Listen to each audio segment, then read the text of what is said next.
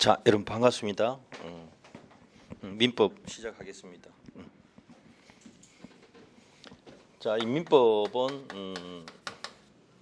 총칙하고 민법 총칙하고 물권법이에요.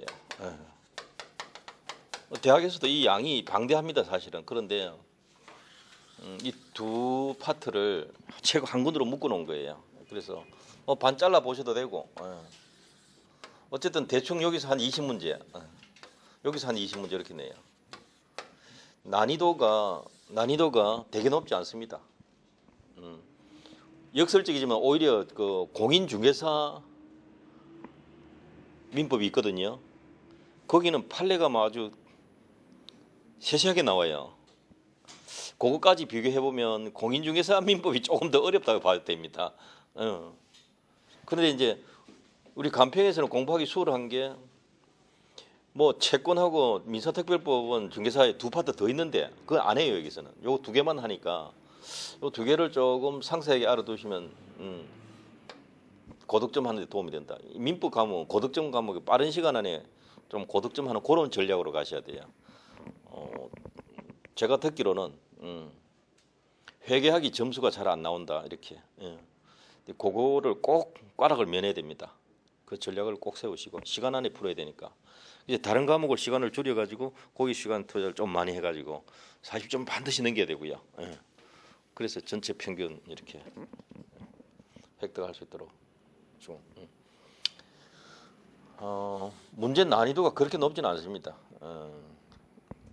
저희 공부하는 방법이 물론 이 책을 여러 번 보면 됩니다만은 법학할 때 법대 나오신 분도 계시겠지만 혹시나 처음 하시는 분은 법 조문을 정확하게 보셔야 돼요.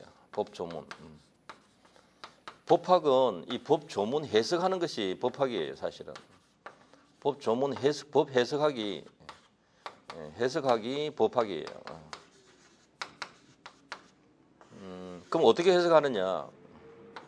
여러 가지 해석이 있습니다. 주어진 문장 그대로 해석하는 게 물리 해석이라고 하죠. 근데 과거부터 그 단어 뜻이 뭔가, 법적인 뜻이 무엇인가, 그걸 더 정확히 봐야 된다. 이게 이제 개념법학이라 합니다. 개념법학. 그래서 단어를 정확하게 구사하면 제일 좋죠. 제일 좋습니다. 2차 시험 출시 때도 단어를 짧게 써도 정확하게 구사하시면 제가 출제위원이라면 점수를 높게 줍니다. 똑같은 말인데 길게 적어 놓으면 되거든요. 읽는 것도 되고 전달도 빠르지 않고 짧게 간단하게 전달할 수 있거든요. 근데 그때 용어를 좀 정확하게 쓰시면 금상첨화입니다. 개념을 좀 바로잡는 이게 중요합니다. 특별히 법 조문들이 들쑥날쑥하지 않아요. 방향이 이리 튀고 저리 튀고 그렇지 않기 때문에 개념만 제대로 알아도 거의 다 연결이 다 되도록 되어 있어요. 논리적으로 법이 만들어져 있기 때문에. 체계적으로 해석하는 게 논리적 해석인데 그것까지 신경 안 써도 돼요. 이미 논리적으로 만들어져 있기 때문에. 개념을 정확하게 알아두시는 게 좋아요. 법학이라서. 개념에서 시작하는 게 법학입니다. 법학은 개념에서 시작하고 개념에서 끝난다는 게 개념 법학이에요. 자, 공부하는 방법 중에 법 조문을 그냥 주어진 대로 해석하는 방법도 있는데요.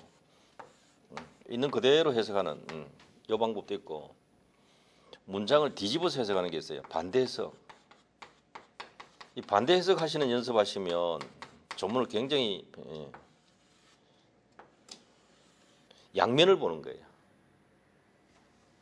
동전의 앞도 보지만 뒤도 생각할 수 있는 거죠. 그러면 관련되는 걸 두 가지 다 생각하니까 말을 바꾸고 나도 알아챈다는 거죠. 출제위원은 그것 때문에 말을 바꾸는 겁니다. 이 사람이 이렇게 하면 알아맞출까 이렇게. 그래서 조문만 시간 없을 때는 조문만 읽는 연습하셔도 돼요.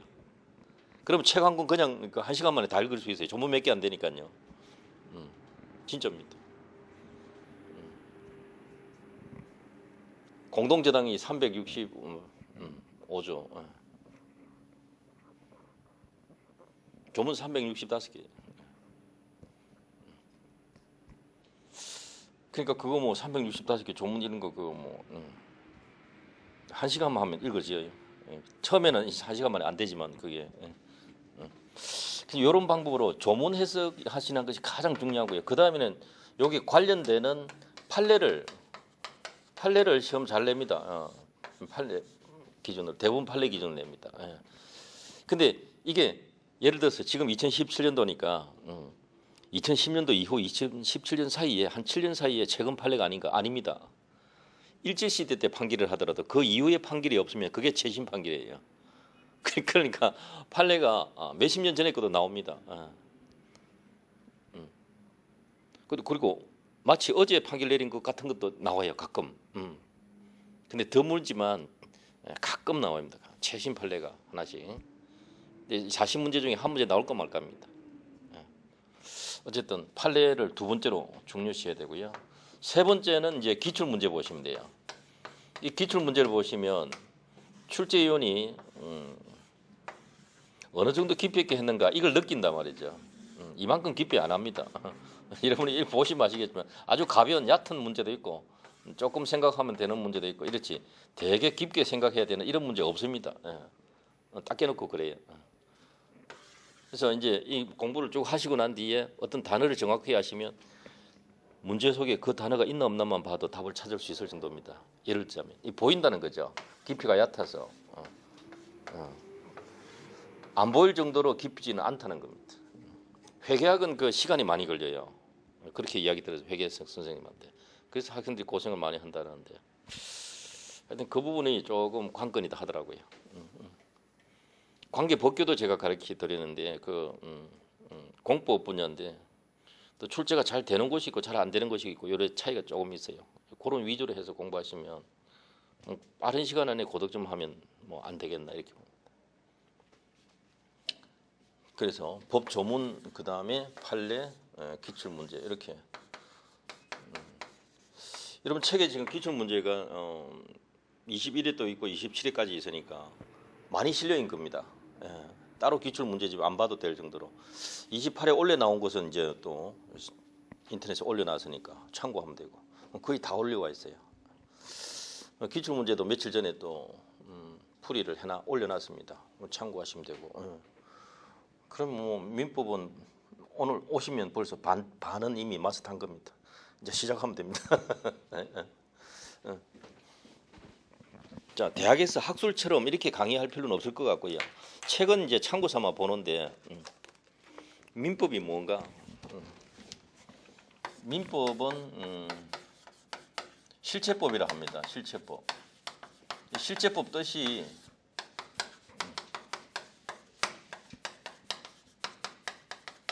권리 의무의 존재에 관한 법이다.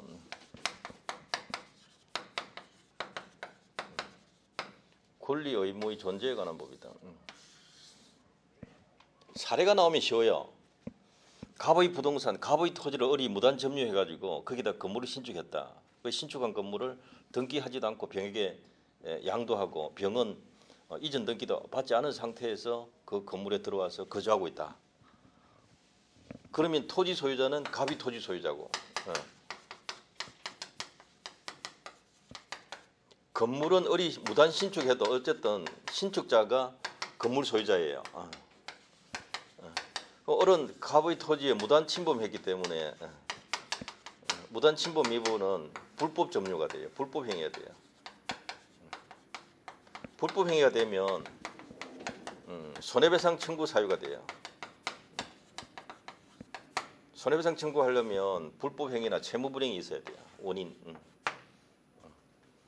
그다음에 이제 미등기 상태로 미등기라도 신축한 갑이 어리 소유자입니다. 근데 이 미등기 건물을 병한테 양도해가지고 병이 인도받아 점유하고 있다. 이런 케이스가 나오면 이 사람이 아직 등기를 하지 않았다. 미등기 상태다. 이 사례인데요. 이 물권적 청구권 할 때 이 사례가 많이 나옵니다. 그러면 병은 소유권이 있느냐? 등기 안 했기 때문에 소유권이 아직 없어요. 이 부분 하나. 그 다음 두 번째, 점유하고 있으니까 당연히 점유권은 인정됩니다. 근데 인도받아 점유하는 사람, 매매로 인도받아 점유하는 사람, 이 점유권은 일반 점유권하고는 다르게 점유할 권리라고 그래요. 본권이라고 해요. 점유할 권리.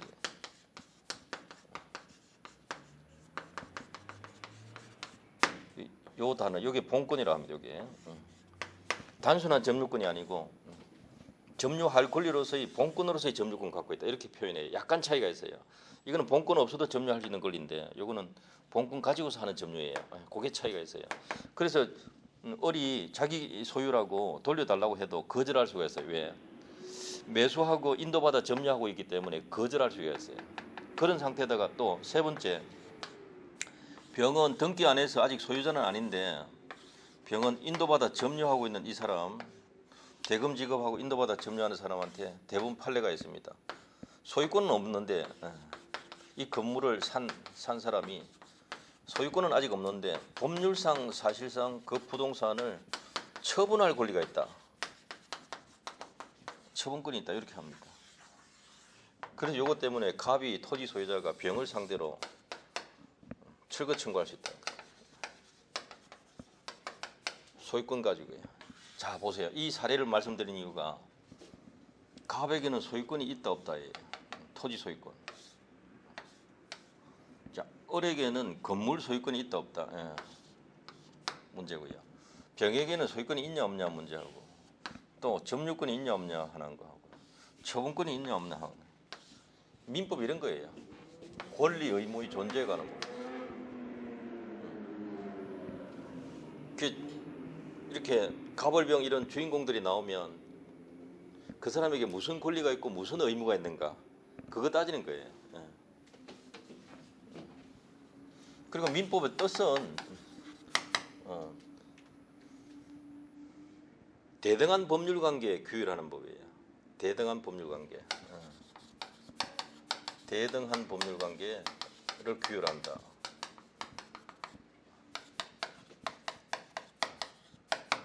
대등한 법률관계라는 것이 상하관계가 아니고 평등한 입장에서 거래하는 경우에 이 뜻입니다. 우리 민법은 민사에 관하여 이렇게 되어 있어요. 우리 민법 제1조에는 민사에 관하여 이렇게 이 표현을 하고 있는데 이 표현을 해석하면 대등한 법률관계에 관하여 이렇게 돼요. 그래서 국가나 자치단체도 개인과 평등 입장에서 거래하면 민법이 적용된다는 거죠. 뭐 국가기관이라 해서 무조건 공법 적용되는 게 아니고. 예. 자, 민법은 사법이고 일반법이고 권리 의무에 관한 실체법이다. 3번. 예. 그게 사실은 공부하는 데 핵심이고요. 법전이 따로 있습니다. 60년도 1월 1일부터 시행하는 민법전 이게 있습니다. 그게 형식적 민법이에요. 근데 실질적 민법이라는 것은 그 민법전 안에 있지 않아도 특별법을 통해서라도 민사에 관한 내용이 들어만 있으면 전부 민법이다. 이게 실질적 민법이다. 자, 오른쪽에 그 9페이지에 보시면 제1조 법원입니다. 법원. 법원 이 한자가 재판하는 관청을 뜻하는 게 아니고요. 법의 존재 형식 또는 다른 말로 하면 법의 인식 근거 이렇게 어떤 형태로 법이 나타나 있는가 이런 뜻이죠. 그래서 민사에 관하여 법률의 규정이 없으면 관습법에 의하고 관습법이 없으면 조리에 의한다 이렇게 했는데요. 민사에 관하여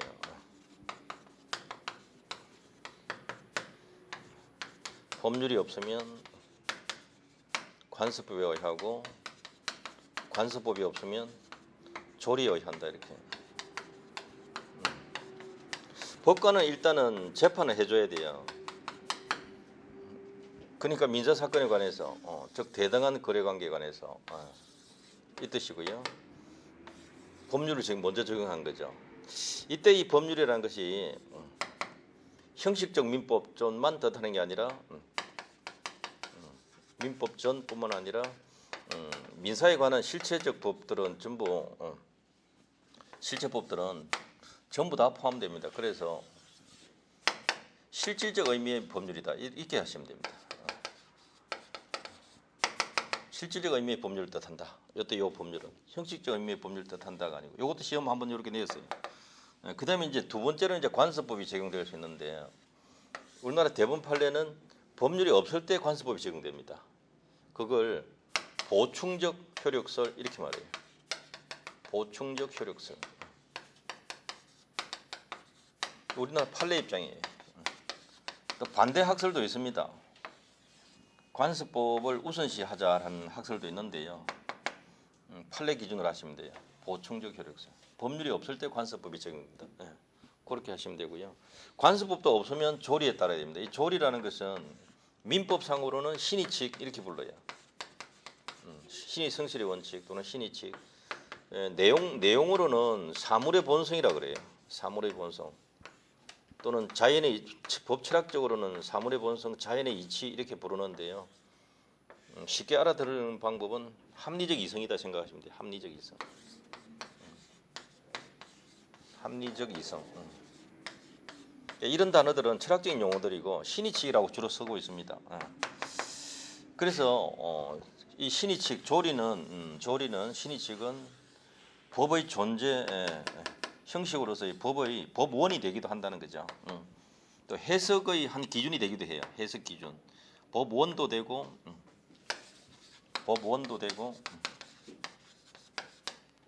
법 해석 기준도 된다.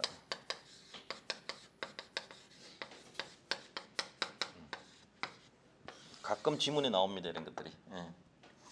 보충적 효력을 꼭 기억해 두시고요. 요 법률이란 단어는 실질적 의미의 민법을 뜻한다. 요거 정답으로 시험 낸 적이 있고요. 요것도 낸 적이 있고.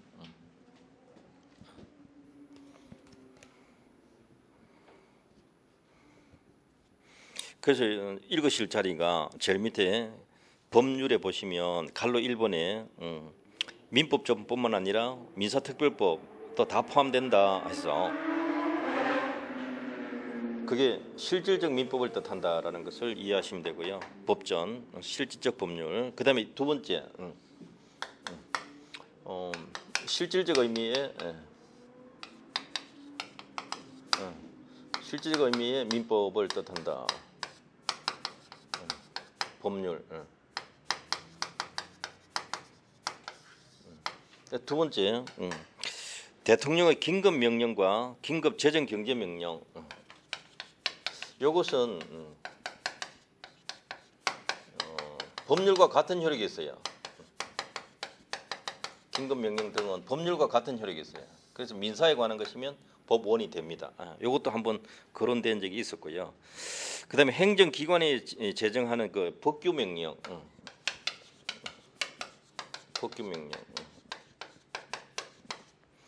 그다음에 뭐 대법원 규칙.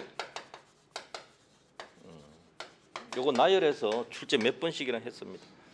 부동산 등기 규칙, 자치단체에서 정하는 거 조례나 규칙, 조례 규칙, 이 부분도 민사에 관한 것이면 전부 다 법원이 됩니다. 요런 건 이제 항목만 정리해 두시면 되는 거예요. 이 다음 페이지 보시면 4번에 헌법에서 체결 공포된 조약과 일반적으로 승인된 국제 법규. 자, 이것은 이제 우리 헌법에 있는데 조약과 일반적으로 승인된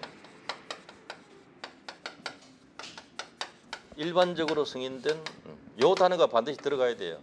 그냥 국제법규 하면 안 됩니다. 요 부분은 우리나라가 직접 체결한 건 아닌데요. 외국과 외국 간에 통용되고 있는 이 뜻입니다. 요거는 이제 우리 국회 동의 받은 것이고. 근데 여기서 이제 모든 국제법규가 아니라 일반적으로 승인된 것만. 하여튼 이 내용도 민사에 관한 것이면 법원이 된다. 이렇게 정리해서 받으시면 돼요. 그다음에 이제 헌법재판소 결정도 마찬가지입니다. 헌재 결정도 국가기관에 다 구속이 되니까 헌재 결정도 민사에 관한 것이면 법원이 됩니다. 그래서 법률 측면에서는 이걸 봐두시고요. 그다음에 두 번째 관습법입니다. 관습법하고 사실인 관습 요거 구분하셔야 되는데요. 이거 반대로 합시다.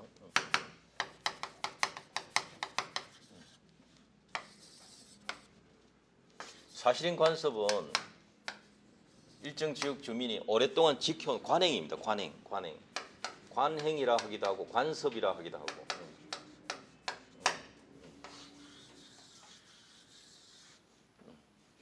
근데 이 사실인 관습은 관행이다. 그리고 판례가 뭐라고 하는가 하면 이것도 하나의 규범이다. 경험칙이다. 규칙이다. 법칙이다. 이렇게 말했고요. 경험칙이기 때문에 이 사실인 관습도 경험칙이기 때문에 법원이 이러한 내용을 알고 있으면 이 사실인 관습을 직권으로 적용할 수도 있다. 근데 법원이 모르고 있으면, 법원이 모르는 경우에는 법관이 모르고 있다 그럴 수도 있거든요. 모든 관행을 다 알고 있는 건 아니니까. 이때는 당사자의 원용이 필요하다. 이 부분 조심하셔야 돼요. 그러니까 이 말투를 조심하셔야 되는데 여기서 법원이 직권으로 적용하여야 한다 하면 틀립니다. 뭔 말인지 알겠죠? 그 말투를 조심하세요. 그 다음에 반드시 당사자의 원용이 된다. 반드시란 말이 들어가면 틀려요. 왜요? 직권 적용도 되거든요. 둘 다 되니까 한쪽만 선택하는 말투는 틀린 거란 말이죠. 그거 조심하셔야 돼요. 이 부분을 출제한 적이 있습니다. 요거 주의하셔야 돼요. 자, 그 다음에 이 사실인 관습이 관습법이 되려면 법적 확신을 얻어야 돼요. 법적 확신을 얻으면 이게 이제 관습법이 됩니다. 관습법이 돼요.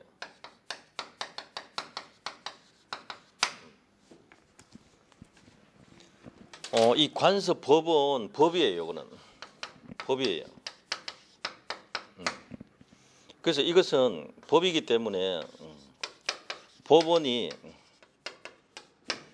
당사자의 주장과 무관하게 법원이 직권으로 적용해야 됩니다.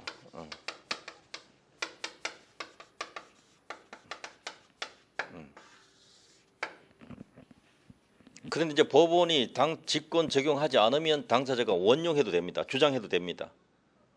그 표현도 있기 때문에 이런 거 조금 주의하시고, 어쨌든 관습법은 법이기 때문에 법원이 직권으로 적용해야 된다. 이 부분 구분해 두시고요. 그 다음에 하나 더 있습니다. 뭐가 있는가 하면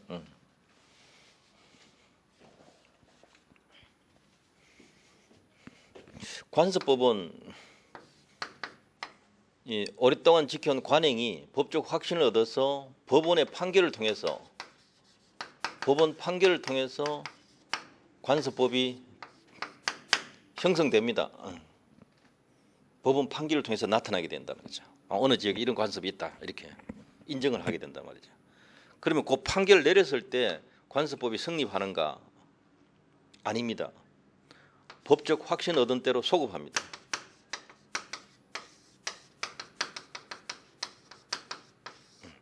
관습법 성립 시기가 언제라고요? 판결 선고한 때다. 법적 확신 얻은 때다. 예, 요 때입니다. 요 때입니다. 예. 요것도 시험 한번 냈고요. 예. 우리 책에 요 다 적어놨습니다. 필요한 거는 거의 다 적어놨어요. 꼭 핵심되는 문장을 탁탁 읽으시면 돼요. 나중에 복습하실 때. 예. 늘 설명문 늘 들 필요 없잖아요. 예. 이 부분 좀 주의하셔야 됩니다. 이 사실인 관습은 법률적인 해석 기준이 됩니다. 해석 기준이 됩니다. 근데 이 사실인 관습은 아직 법은 아니다. 아직 법은 아니다. 법적 효력은 없다 아직은. 근데 이거는 관습법은 이제 법이다. 그죠?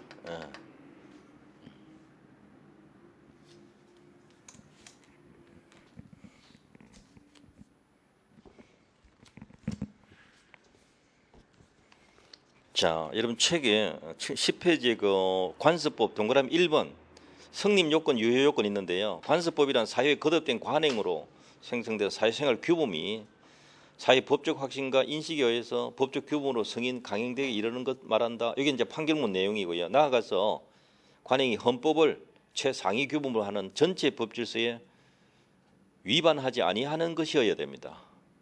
그래서 정당성과 합리성이 인정되어야 한다. 이번에도 요거 시험 냈습니다. 이 1번이 답이었어요. 전체 법질서 위반되어도 관습법은 유효하다.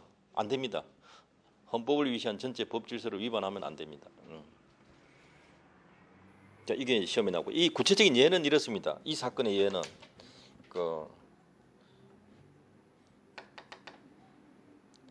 정중원은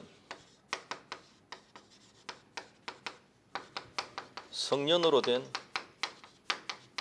남자로만 된다 라고 하는 종래 유교적 관습법 이겁니다. 이게 딱 보면 냄새 나시죠? 어디가 냄새 납니까? 헌법은 남녀 평등이거든요. 남자로만 한다는 게 틀렸잖아요. 벌써 어디 위반한 겁니까? 헌법 위반이에요. 이 사건 관습법 헌법 위반되어서 무효가 됐습니다. 위헌무효. 위헌무효.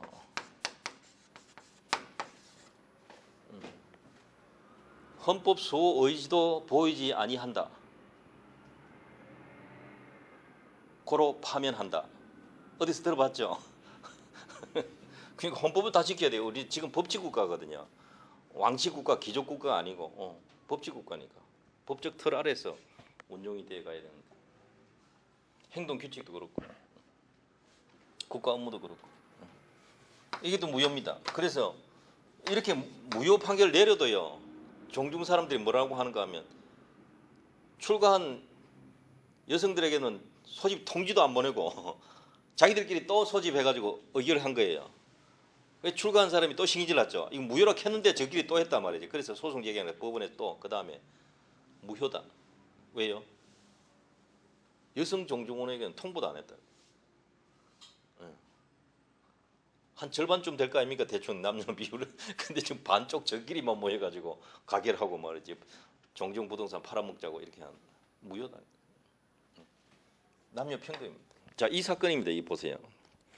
사회에 거듭된 관행으로 생성된 사회생활 규범이 관습법으로 승인되었다 하더라도 사회 구성원들이 그러한 관행의 법적 구속력에 대해서 확신을 갖지 않게 되었다. 이게 세월이 지나면서 바뀔 수 있다 이 말입니다. 그 다음에 그러한 관습법을 사회를 지배하는 기본적 이념이나 사회 질서 변화로 인해서 그런 관습법을 적용할 시점, 그 시점에 전체 법 질서에 부합하지 않게 되었다. 그러면 그러한 관습법은 법적 규범으로서 효력이 부정될 수밖에 없다. 무효다. 예. 이 종중원 사건입니다. 이거 하나 기억하시면 뭐 이 사례는 충분히 외울 수 있는 거죠. 남녀 평등 생각하시면 돼요.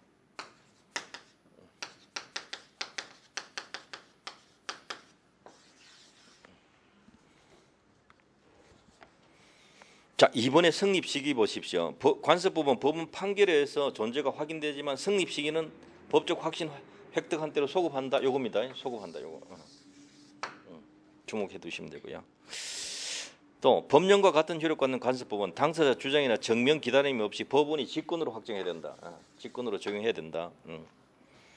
보충적 효력서를 읽어두시면 되죠. 우리나라 대부분 판례는 관습법을 법률에 우위하는 효력으로 보지 않고 법률을 변경하거나 폐쇄하는 힘은 없다고 보고요. 없을 때 적용되는 보충적 효력서. 이 판례입니다.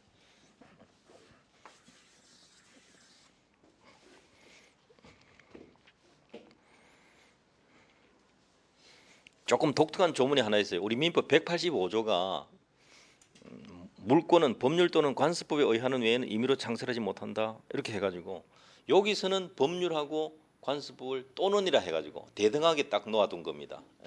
그래서 물권은 관습법으로도 생성될 수 있어요. 그게 조금 다른 점입니다. 그다음에 이제 니은의 그 상법에 민법의 특별 규정입니다. 상법은. 그런데 상관습법도 민법의 특별 규정이에요. 그래서 상관습법은 민법에 우선합니다. 그게 지문의 시험에 한번 나온 적이 있었어요. 그래서 안 빼고 넣어놓은 겁니다. 참고하시고. 자, 이제 판례가 인정하는 관습법이 있어요. 이 분묘기지권 제목이라도 기억해 두셔야 됩니다. 제목 정도라도 냅니다. 물론 구체적 내용도 내고요. 분묘기지권하고 관습법상 법정지상권, 관습법상 법정지상권.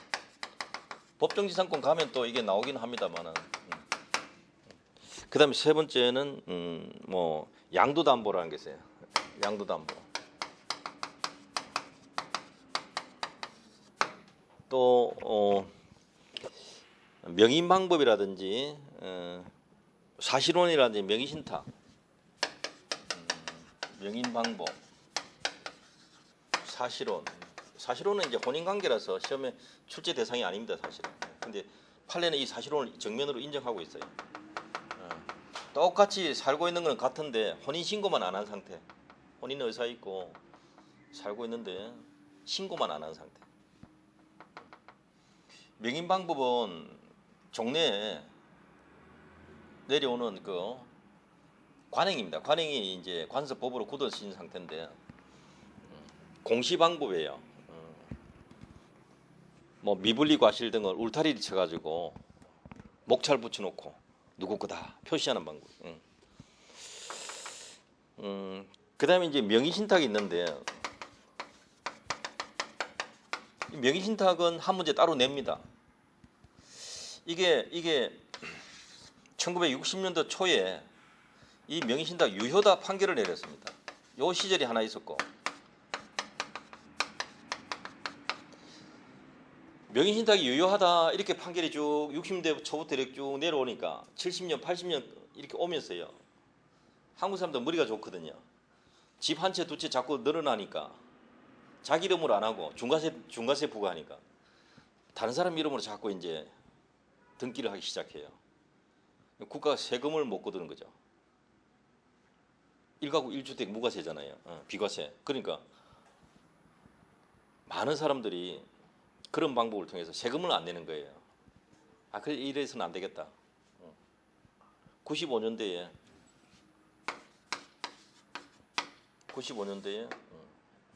부동산 실권리자 명의등기에 관한 법률 만들었습니다. 실명법, 부동산 실명법.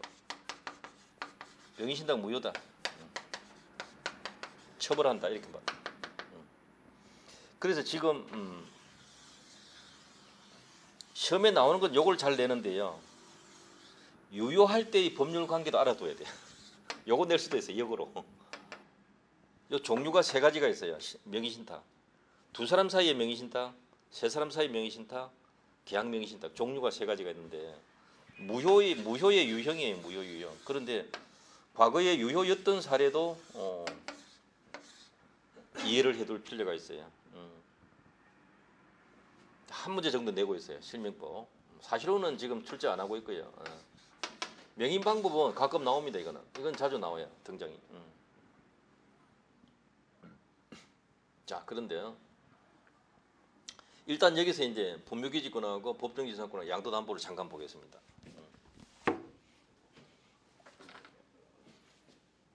법무기지권은 타인 임야에 이렇게 봉분을 설치하는 겁니다. 이렇게. 묘를. 타인 임야에 갑이 봉분 설치했다. 승낙 받으면 처음부터 제사 지낼 수 있어요. 와서 사용해라 괜찮다. 제사 지내는데 뭐 땅 수백 평 사용하는 거 아니잖아요. 앞에 잠깐 와가지고 돗자리 펴놓고 제사 지내는 거고 한나절 왔다가 갚으면 그게 다인데. 그렇다 하더라도 이게 봉분이 있음으로써 산을 처분하는데 좀 어려움이 좀 있어요. 그런 문제도 있기 때문에 아는 사람 아니면 승낙 잘 안 해주죠. 어쨌든 승낙해주면은 제사 지낼 수 있는 땅 이용할 권리가 있다. 요거에 승낙 안 해주면 20년 지나면 시효취득해요. 20년. 그래서 요 토지 이용권 요게 앞에 이렇게 토지 이용권 요게 뭐냐? 요게 법무기지권인데 남의 토지 이용권이에요. 그 판례는 이렇게 말해요.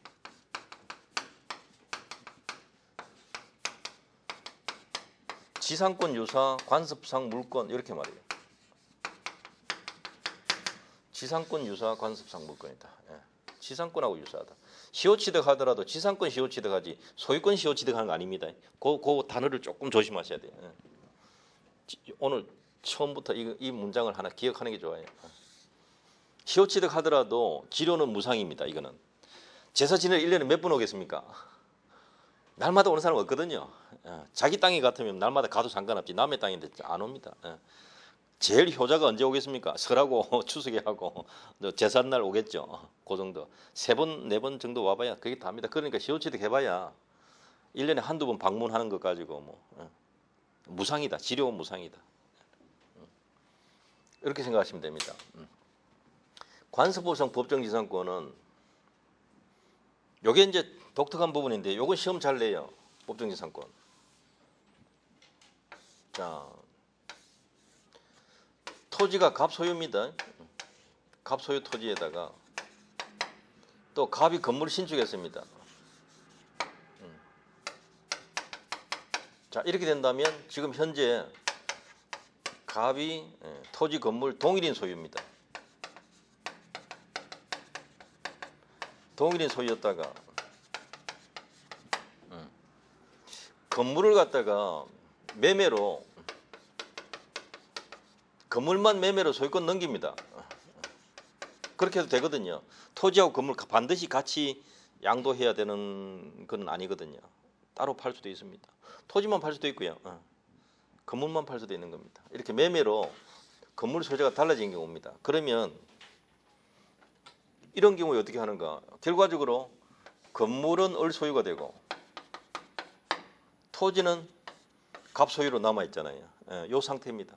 동일인 소유였다가 매매 등으로 소유자가 각각 달라진 경우입니다. 이때 건물 소유자가 이 토지 사용권 취득합니다. 토지 사용권 없으면 자기 집에 못 들어가요. 남의 땅이니까. 이게 이제 관습법상 법정지상권이다. 이렇게 불러요. 왜 그러면 관습법이라고 붙였는가? 요거 법 조문이 없어요. 민법 조문이 없어요. 그 많은 조문 중에도 요 조문이 없어요. 조문이 없으니까 판례가 인정한 거예요. 그래서 관습법상 법정지상권이다 이렇게. 이 사람은 법정지상권을 등기 없이 취득해요. 등기 없이 취득하고 제3자에게도 주장할 수 있어요. 모든 사람에게 주장할 수 있어요.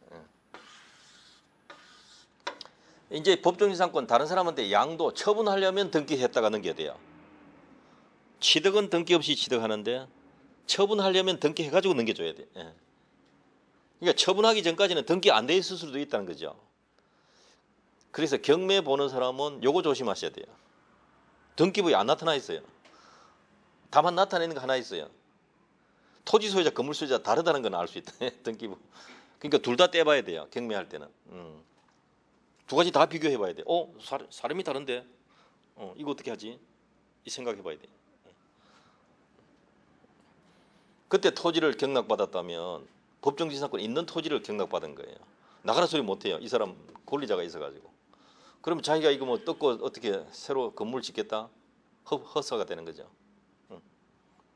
어쨌든 요게 판례가 인정하는 거. 요거 하나밖에 없어요. 법정지상권, 관습상 법정지상권.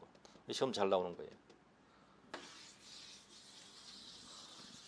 제일 중요한 건 요겁니다. 이번에도 이거 시험 냈어요. 언제 동일인이어야 되는가? 요거는 지금 예를 들어서 매매니까 매매 직전에 소유자가 같으면 돼요. 근데 강제 경매 들어올 때가 있어요. 강제 채권자가 돈 못 받아가지고 압류 탁 붙여가지고 경매로 날리는 수가 있어요. 채권자가 돈 못 받아서 강제 경매 들어올 때는 미리 가압류한다든지 압류한다든지 이렇게 들어와요. 그러면 강제 경매 신청 등기가 들어와요. 그러면 강제 경매 신청 등기됐을 때 동일인이어야 되는가? 아닙니다. 가압류 들어왔을 때 동일인이어야 돼. 그게 이번에 또 시험에 나온 거예요. 그 부분. 어쨌든 동일인 소유였다가 매매 등으로 소유자가 달라져야 돼요. 그러면 요거예요. 관습법상 법정지상권. 요런 틀을 딱 기억해 두셔야 지문을 이렇게 뭐 갑이 어쩌고 을이 어쩌고 나왔을 때 이게 이 이야기구나 빨리 캐치하는 겁니다. 그거 빨리 캐치해야 돼. 그래야 시간 안에 빨리 풀 수 있는 거예요.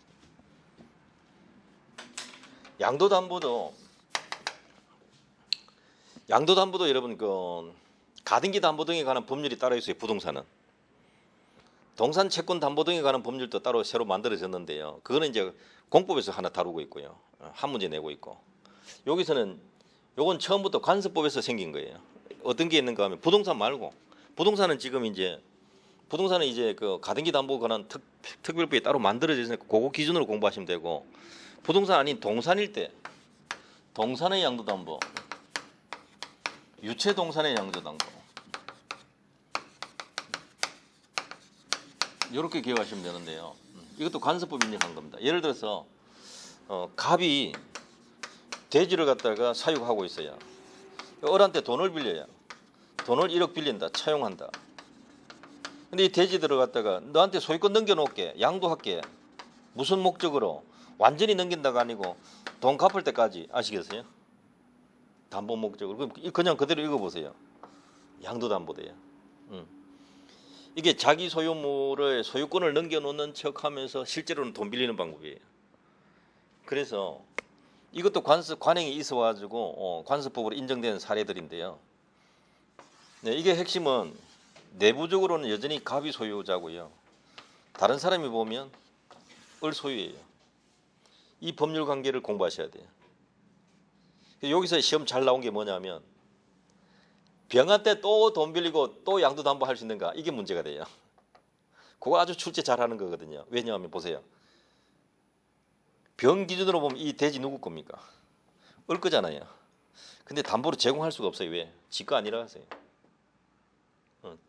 어쨌든 점유 개정 방법이라는 단어도 들어가지만 어쨌든 다 떠나서 첫 번째 양도담보는 가능한데 두 번째 양도담보는 좀 곤란해요. 왜? 두 번째 채권자한테는 자기 게 아니거든요. 그러니까 소유권을 맡겨놓을 수가 없잖아요. 자기 소유도 아닌데. 원리는 딱 그거예요. 내부적으로는 양도담보 설정자 거고 외부적으로는 양도담보권자 거다. 요 이론을 이게 이런 이론이 판례가 많습니다. 민법에. 임대차도 마찬가지. 임대차. 두 사람 사이 임대차 계약하면 두 사람 사이에 유효해요. 두 사람 사이. 그런데 요거 등기 안 해두면 제3자한테는 임대차 주장은 못해요. 반대로 등기되어 있으면 제3자한테도 대항할 수 있어요. 내부적 관계, 외부적 관계. 요거 꼭 공부하셔야 돼요. 민법은. 요거 시험 아주 잘 냅니다. 임대차에 내도 되고 양도담보에서 내도 되고 또 지상권의 지료, 전세권의 존속기간 등기되어 있으면 대항할 수 있다. 공용을 불분할 특약 등기되어 있으면 대항할 수 있다. 등기 안 되어 있어도 당사자 간에는 유효입니다. 이 이야기를 아주 시험 잘 내요. 내부적 관계, 외부적 관계.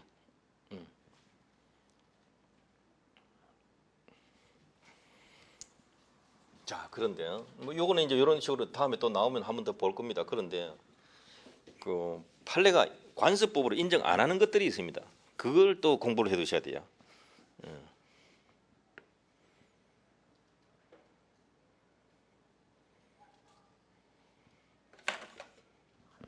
그게 지금 이제 뒤에 물권편에 가야 나올 것 같은데요. 여기 잠깐 적어 드릴게요.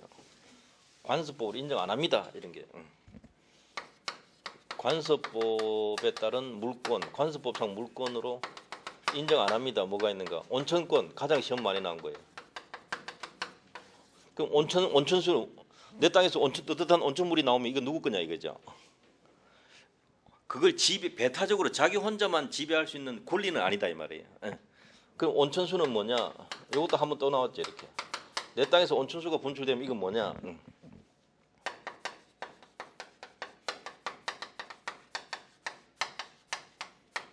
토지 구성 부분이에요. 내 땅의 일부예요. 좋죠. 자기 혼자 사용하는 괜찮아요. 또 자연이 흘러가는 물 많이 막지는 못해요. 이제 물 관계, 상인 관계가 있고요.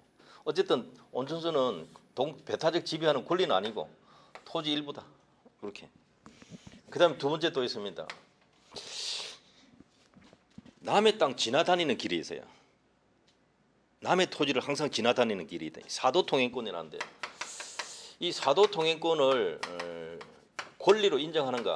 인정 안 합니다. 왜? 실제 토지 소유자가 통행을 허락하고 있고 묵인할 뿐이지 다니는 사람이 배타적으로 내가 다닐 수 있는 권리가 있다 이렇게 요구할 권리는 없어요. 토지 소유자가 그래 아이고 막혀 있으니까 그 길을 다녀야 되겠지 뭐 이렇게 양보해 준 것이지 이해됩니까? 다니는 사람이 당신 뭐 왜 간섭해 내가 다닐 수 있는 권리인데 이게 아니다 이 말이죠. 이 물권 인정 안 해요. 그다음에 세 번째 전부 대부분 판례입니다. 공원은 누구든지 이용할 수 있는 거잖아요. 내만 배타적으로 이용하자. 그거 안 된다 이 말입니다. 물권이란 건 배타적 지배권이거든요. 물권이란 건 배타적 지배권. 자, 우스갯소리로 이야기하면 이 사람은 내 애니야. 넌 쳐다보지 마. 그게 이제 배타성이라 밀어내는 거. 내 거야. 손대지 마. 이게 배타성이에요. 근데 그게 물건인데 공원 이용권은 누구든지 사용할 수 있는 거잖아요. 이게 배타적 물건이 될 수가 없는 거죠. 독립된 물건으로 인정할 이유가 없어요. 누구든지 이용할 수 있는 거니까. 또 이제 마지막으로 하나 더 있습니다. 부동산 매수인이 미등기 상태다. 미등기 부동산 매수인 이렇게 부르기도 하고요. 좀 더 정확하게 말하면 매수인이 등기 안 했다는 거죠. 아직 인도받았는데 등기 안 했다. 이 사람한테 판례가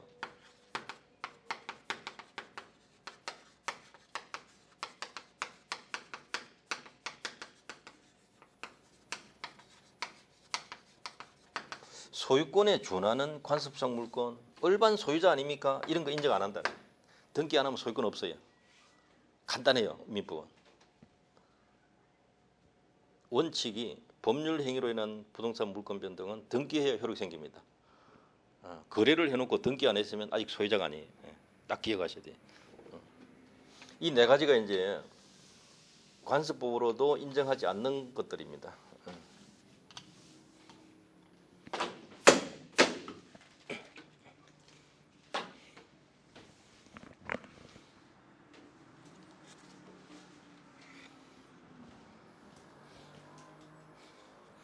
조리도 법원이 되고요. 그 다음에 판례가 법원이 되느냐. 조리는 금방 우리가 신의칙이라 했잖아요. 신의칙은 법원이 됩니다. 법원도 되고 법률행위 해석 기준도 되고요. 여기 신의칙 이건 사실은 신의성실의 원칙이 제2조의 다음에 바로 나오는데요. 이게 신의칙 조문 자체가 강행 규정이에요.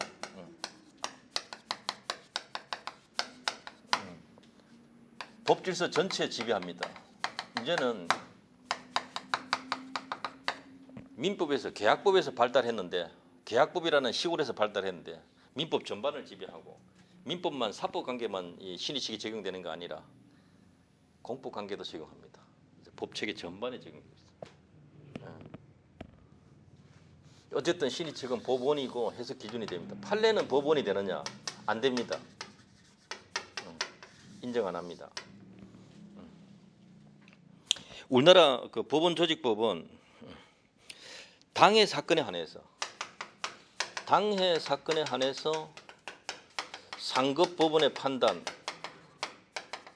하급심을 기속한다. 이렇게 되어 있어요. 유사 사건 유사 사건 뭐 다른 사건 안 됩니다. 당해 사건만 상급 법원의 판단이 하급심을 기속시킵니다. 따라야 된다 이거죠. 그것만 그렇죠. 그것 빼고는 그냥 일반 판례가 그냥 법원이 된다라는 해석은 안 하고 있습니다. 판례는 법원이 아니다. 자, 이렇게 하시면 되겠습니다. 조금 있다가 또 다음 페이지 보겠습니다.